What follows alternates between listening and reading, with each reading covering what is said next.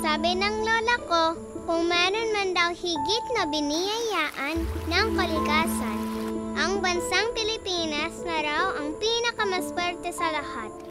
Dito raw kasi makikita ang pinakamaputi at pinakapinong buhangin, mga punong sintaas ng langit, kagubatan na kulay berde na pinamumugaran ng iba't ibang uri ng hayop at insekto.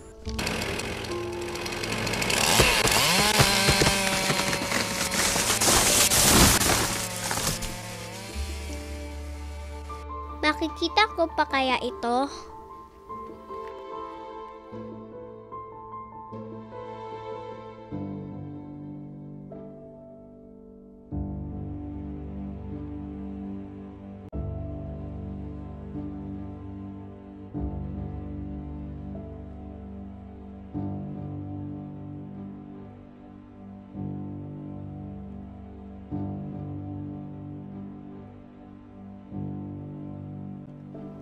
Kada isang taon, 20 bagyo ang naitatalang pumapasok sa bansa.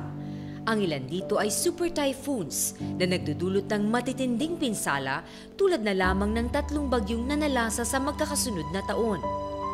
Ang bagyong Sendong taong 2011, ang bagyong Pablo taong 2012, at ang pinakamalakas sa lahat, ang bagyong Yolanda na nagdulot ng matinding pinsala noon lamang nakaraang taon. Tuwing may banta ng paparating na bagyo at kahit ulan dala ng hanging habagat, isang malaking agam-agam na at pagkabahala ang sakunang maaring idulot nito. Bakit nga ba palakas ng palakas ang mga bagyo kada taon? Bakit po ba? Ayon sa pag-aaral ng United Nations, epekto ito ng climate change o ang pagbabago ng panahon dulot na rin ng pag-init ng mundo dahil sa carbon emission mula sa iba't ibang bansa, sanhi ng pagkatunaw ng mga yelo sa polar ice caps. Sa pagkatunaw nito, lumalawak ang dagat na siya namang nagsisipsip ng mainit na hangin na nagiging tropical storm o bagyo kinalaunan. At dahil kumukonti na ang puno sa kagubatan resulta ng pagkakaingin na siya ring nangungunang sanhi kung bakit lumalala ang carbon emission, nawawalan tayo ng depensa laban sa mga malalakas na bagyo. Ayon sa inilabas na datos ng United Nations University, naitala ang Pilipinas bilang ikatlong bansa na lubos na apektado ng climate change. Ito na nga ang nararanasan nating pabago-bago ng panahon. Bakit po naubos? Kung ating babalikan, 70 taong nakalipas, ang bansa natin ay sagana pa noon sa yamang kalikasan. Umaabot sa 30 milyong ektaryang kagubatang pinagkukunan ng malinis na tubig, kahoy panggawa ng bahay, gamot, pagkain at trabaho. Ngunit sa paglipas ng panahon, unti-unti itong nauubos. Mula sa taong 1990 hanggang 2010, umabot sa 50,000 ektaryang kagubatan ang naubos kada taon. At patuloy na nauubos dahil na rin sa walang habas na pagputol ng mga puno at pagmimina. At ang urbanisasyon kung saan ektaryang lupa ang kinakamkam upang gawing subdivision, industrial sites at commercial sites. At kung sa akala natin sa kagubatan lang laganap ang illegal logging, meron din sa karagatan. Ito ang pagkaubos ng mga mangroves na nagsisilbing depensa naman laban sa malalakas na alon o storm surge tuwing may bagyo. Bukod dito, ito rin ang nagsisilbing balakid tuwing may high tide na nagbibigay proteksyon mula sa pagkaubos ng mga baybayin o soil erosion at nagpapababa ng polusyon sa dagat. Nagsisilbi rin itong punlaan at tahanan ng mga iba't ibang uri ng hayop at isda. Isa sa malaking dahilan kasi nito ay ang paggamit sa mangroves upang gawing uling pangluto. Kung hindi tayo makikialam ngayon at patuloy tayong magwawalang bahala, hindi malayong tuluyan itong maglaho. At kasunod nito ang tiyak na kapahamakan sa delubyong hatid ng climate change. the time of debate of whether climate change is real or not is over. There is no doubt that it exists, which is the reason we are all here. Sa pagdalo ni Pangulong Benigno S. Aquino III sa Climate Change Summit na ginanap kamakailan sa Estados Unidos, naging panawagan niya ang pangkalahatang pagtugon ng iba't ibang bansa para sugpuin ang paglaganap ng climate change. The Philippines is not waiting. We are addressing climate change to the maximum with our limited resources. Together, we must face these challenges and surmount them, or together we will suffer the consequences of inaction.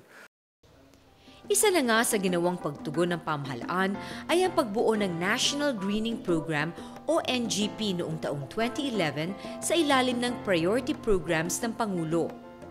Layunin nito ang pagtanim ng hindi bababa sa 1.2 bilyong puno sa 1.2 milyong ektarya ng lupain sa bansa bago matapos ang termino ni Pangulong Aquino sa taong 2016. Isa sa mga lalawigan na tinututukan ng programa ay ang rehiyon ng Bicol, na taon-taon ay dinaraanan ng mga bagyo na siyang nagdudulot ng matitinding pinsala at pagbaha sa lugar.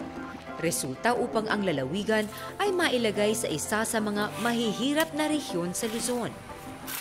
One of the objectives kasi ng National Greening Program is more on climate change related effort ito ng ating gobyerno, in which we're increasing the vegetation cover ng ating ng buong Pilipinas, no? And a big part of the open areas in the region. So, mangyayari dito, we're now building more carbon sinks within the region. So, basically, being a typhoon prone, it helps the global effort. Sa ilalim ng programang ito, magtatanim ng mga kakahuyan sa loob ng 72,000 ektarya ng lupain sa rehiyon, gamit ang ridge-to-reef eco-based approach para punan ang mga bakanting lupain ng mga punong namumunga at timber upang magsilbing alternatibong kabuhayan, kapalit ng pagkakaingin at illegal logging sa lugar. Kasama na rin dito ang pagtanim ng mga puno sa urban areas at mangroves naman sa mga coastal areas upang magsilbing pananggalang sa mga storm surges at punlaan na rin ng mga isda. We have already accomplished around 57,100 hectares. And there are several commodities included. Among others, the mangrove areas, planting of fruit trees, fuel wood species, timberland, and urban.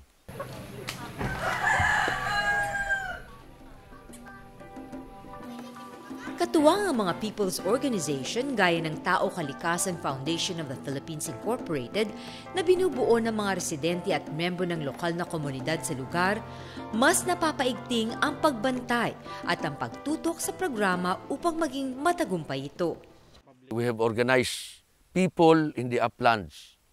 Register natin sa SEC para mag-participate sila sa programa.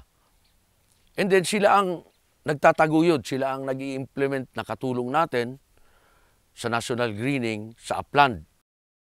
Kaakibat din ng programa ang pagbigay ng alternatibong kabuhayan, gaya ng pagbibigay ng 250 pisong arawang kita sa mga tagapangalaga at mga manggagawa na siyang magsisigurong mabubuhay at lalago ang mga ipinunlang puno. Bukod pa rito, bibilhin din ng samahan gamit ang pondong inilaan ng DNR mula sa NGP ang bawat punlang ibebenta ng mga residente sa kanila ng 5 piso mula sa 1 pisong pagbili ng binhi nito. Sa kabuuan, kumikita sila ng 4 na piso bawat isang punla.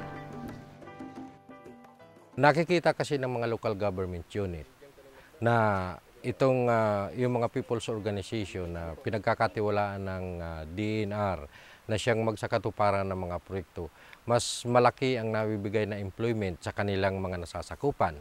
At sila mismo, yung mga local government unit, sumasali sa mga patrabaho upang magkaroon ng kita. At batid naman natin, lalo na dito sa ganitong lugar na napakalayo na sa syudad, ang tanging inaasahan ng mga LGU ay yung kanilang IRA.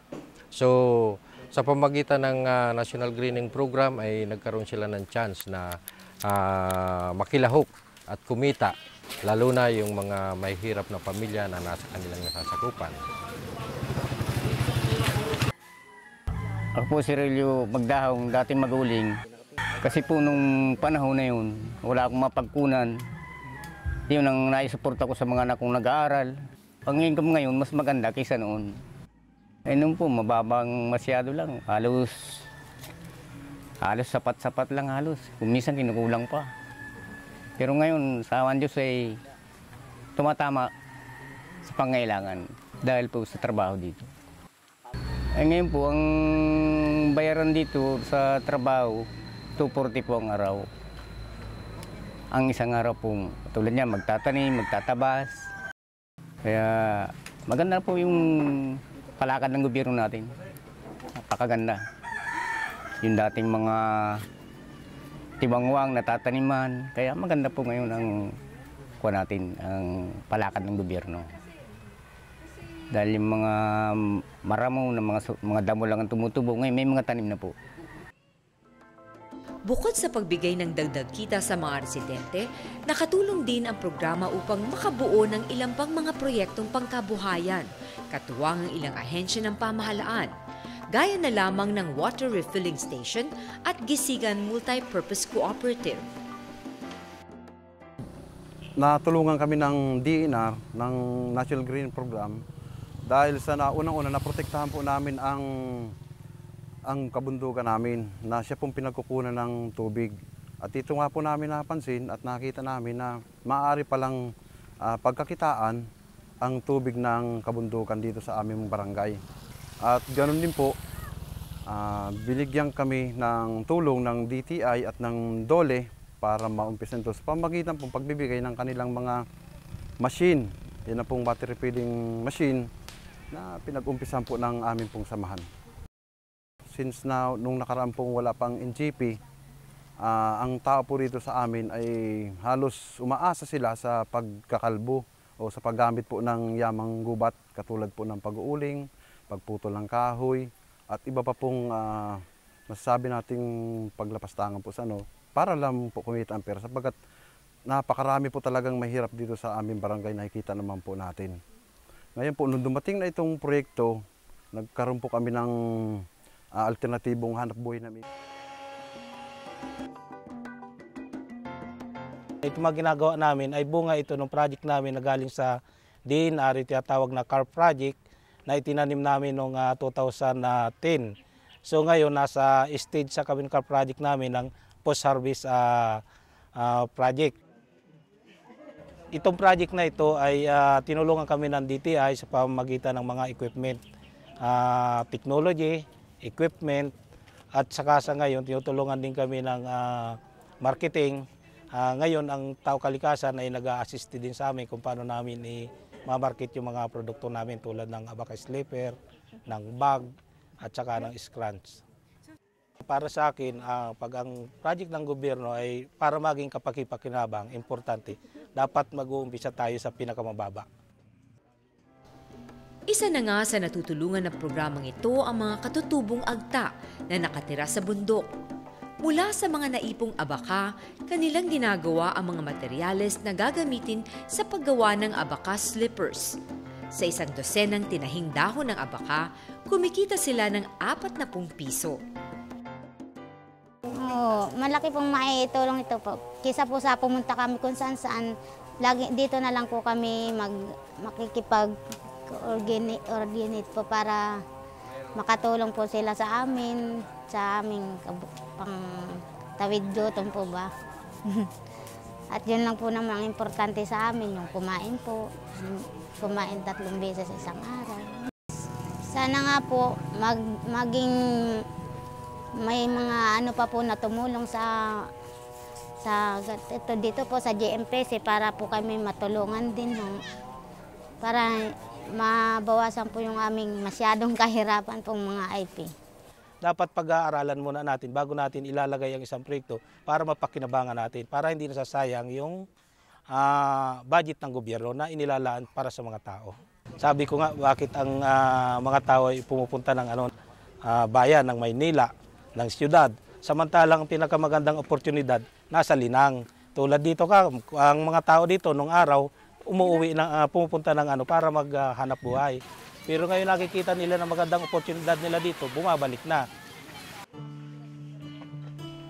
Ilan rin sa mga ibinibidang kakahuyang tinatanim sa ilalim ng NGP sa Reyong Bicol ay ang mga kakahuyang inaasahang magdudulot ng pag-unlad sa ekonomiya, tulad ng pagtanim ng mga betel nut tree o nganga na may antibiotic properties, ang cacao tree na sinasabing nauubos na sa ibang bansa at ang pili nut na kilala ang rehiyon.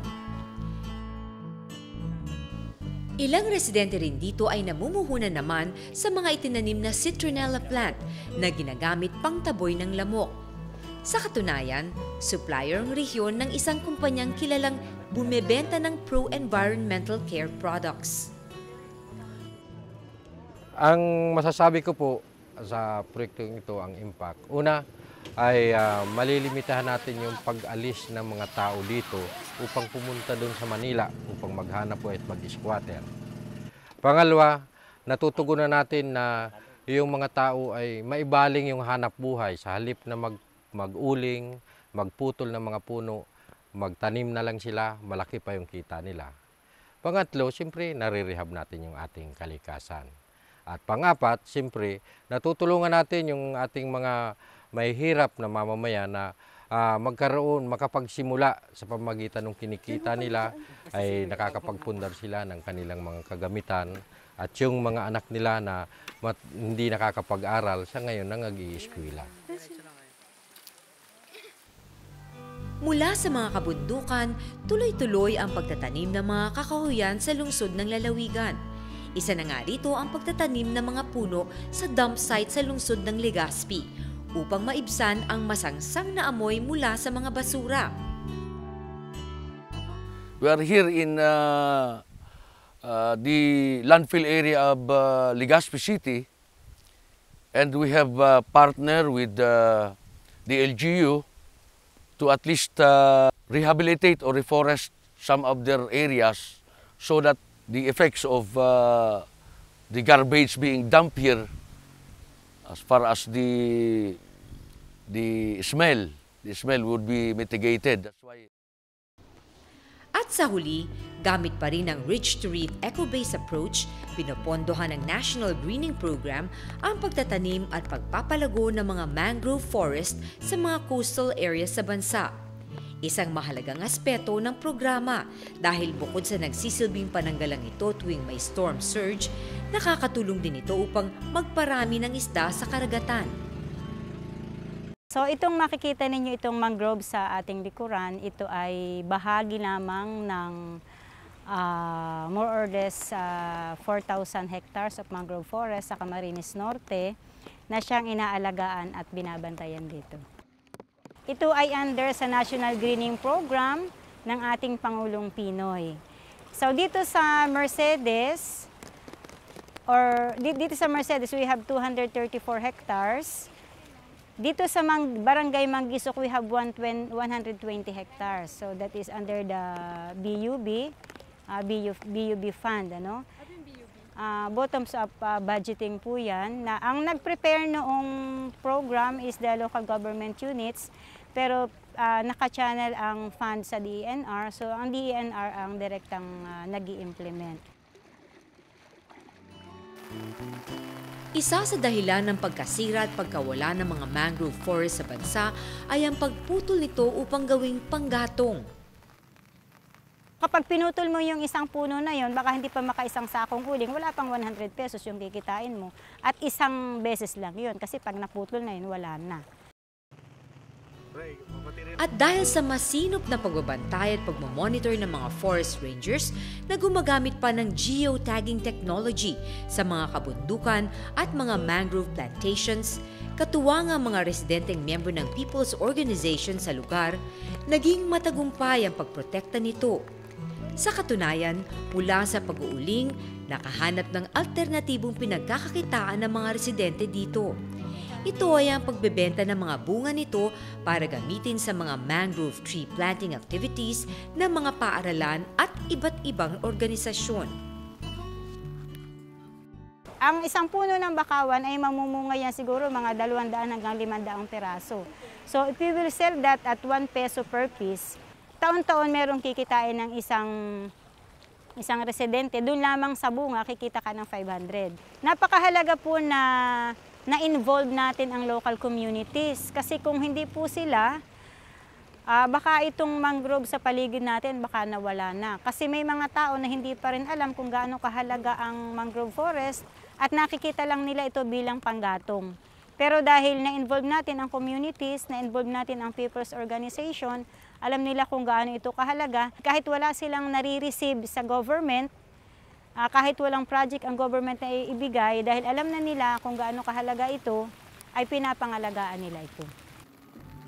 Sa pag-alaga ng mga mangrove forest, malaki ang benepisyong maidudulot nito sa panghabang buhay ng pangingisda dahil sa bawat 1 hektaryang bakawan, 1 toneladang isda ang sisibol mula dito kada taon. Imagine kung ilang toneladang isda ang ating aanihin kung pangangalagaan lang natin ang mga bakawan. So, ito replicated to throughout Region 5. Ang isang challenge ni Secretary is that by 2016, all plantations should have at least an 85% survival. So, ibig sabihin, kung nagtanim ka ng 500 seedlings per hectare, yung 85% nun, dapat after 2016 nagsusurvive. Sa ngayon, umaabot na sa 29 na milyong punong binhi ang naitanim sa may 43,000 hektarya ng lupa sa Bicol Region sa ilalim ng National Greening Program. Inaasahang sa taong 2016, aabot sa 72 hektarya o 17% ang dagdag sa kagubatan ng rehiyon.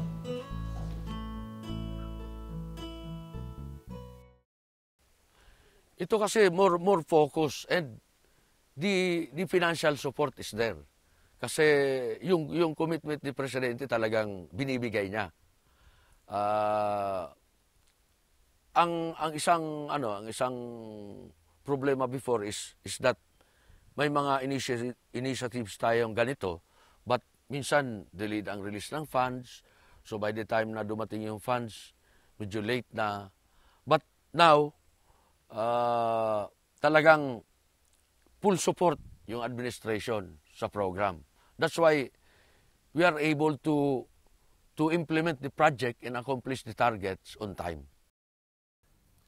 Ang isa pang challenge nga na gusto ko ring sabihin is that after 2016, the government, yung gobyerno should still support kung paano natin palaguin yung naitanim natin. Kasi kung pababayaan natin, walang funding support, so pwedeng yung target natin na 1.5 billion trees, pwedeng bumawas. Dapat maalagaan natin yung plantation, even after 2016, siguro, yung papalit kay Presidente, dapat bigyan din ng focus, ng importansya, yung sinimula ni Presidente. Para at least may sustainability yung tinatawag, may continuity. So magandang mga sinimulan dito sa administrasyon ng ating Presidente, si President Aquino. Sa tingin ko, kailangan talagang ipagpatuloy ito ng ating mga kababayan. Kasi malaki ang investment sa NGP, yung mga efforts na ginagawa natin on protection and conservation. I think kailangan natin yung participation ng community all throughout, no? Para make sure natin we have a sustainable environment, meron tayong continuous productivity, no, that will support economic development in the region.